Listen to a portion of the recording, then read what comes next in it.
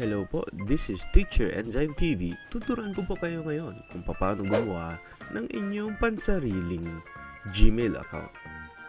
Ang Gmail account ay napakahalaga sapagkat magagamit natin ito sa ating Google Classroom, sa ating pag-aaral, or kung merong mang ipapagawa ang inyong teacher sa online class ninyo. Ugaliin natin na gumamit dito. Punta po kayo, sundan nyo po yung mouse ko po dito. Ayan po. Ayan po, nakasulat po yan ng mga Google Apps. Yung mga matuldok na po yan. Pindutin po natin yan. At punta tayo sa Gmail. Okay? Pag napunta na po kayo sa Gmail, ang gawin po ninyo, nakikita nyo po, mga Tagalog po yan. So, maganda siguro pag English. So, dito, punta kayo dito sa Filipino. Punta kayo dito, ilagay nyo po English United States. Use another account. Tapos, pwede po kayong gumamit ng email or phone para rito. Pero, gamit po tayo ng create account. Okay po ba yun? Okay po. For myself, ang piliin ninyo. Ngayon na narito na po kayo sa create your own Google account. Ilagay na po natin ang ating mga details. For example, ilagay po natin yung aking pangalan. So, Noel. Mas maganda siguro pag gumamit tayo ng ating mas professional na pangalan. For example, Noel Politik, ang aking pangalan, .imus or underscore.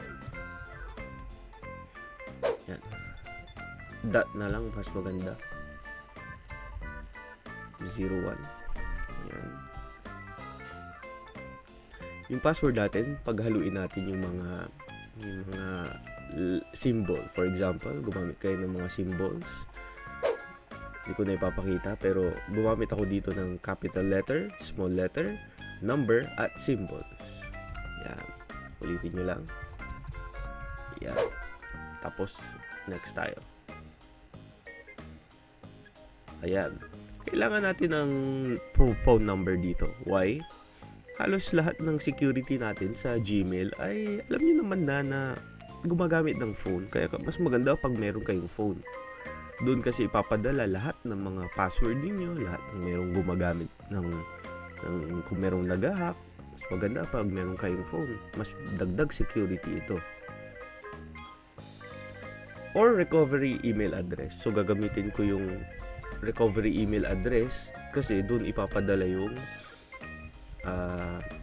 ating mga, kunyari may nangyaring pag-hack or merong confirmation na gagamitin mo yung email ninyo sa mga transactions online, ay magagamit ninyo talaga yung recovery email address kung wala kayong phone number. Ilagay ninyo ang inyong birthday, sa akin, August 6. Tapos yung gender ninyo. Yan. Tapos next. Ayan. So, tapos na ang ating. Ayan, no? So, pinapakita lamang dito yung mga privacy and terms. Okay. Tapos, mag-agree na lang tayo.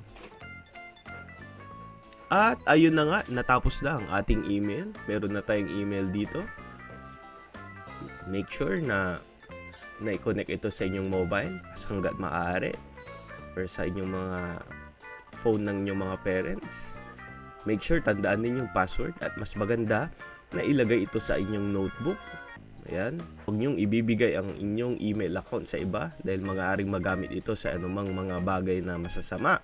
Muli, this is Teacher Enzyme TV. Maraming salamat sa inyong panunood.